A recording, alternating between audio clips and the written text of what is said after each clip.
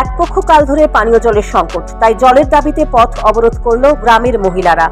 ঘটনা 54 কদমতলা কুর্তি বিধানসভার অন্তর্গত কদমতলা বাজার এলাকায়।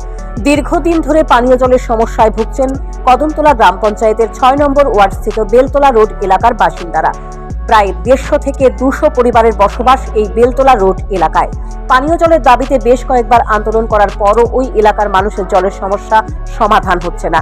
তাই এক প্রকার বাধ্য হয়ে অবরোধ আন্দোলনে কদমতলা গ্রাম পঞ্চায়েতের 6 নম্বর ওয়ার্ড বেলতলা রোডের 150 থেকে 200 পরিবারের লোকজন মঙ্গলবার সকাল 9টায় প্রথমে কদমতলা থেকে কালাগাঙ্গের পার যাওয়ার টেমাথায় বেলতলা রোড এলাকায় রাস্তা অবরোধে বসেন মহিলারা।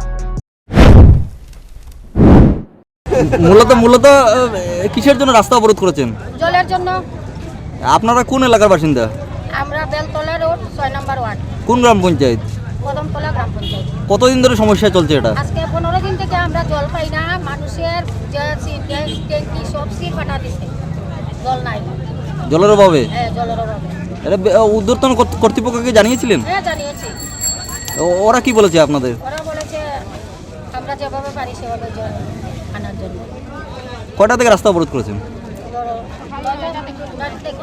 এটা কোন রাস্তা? এটা তো ন্যাশনাল হাই রোড, কদমতলা বাজারে।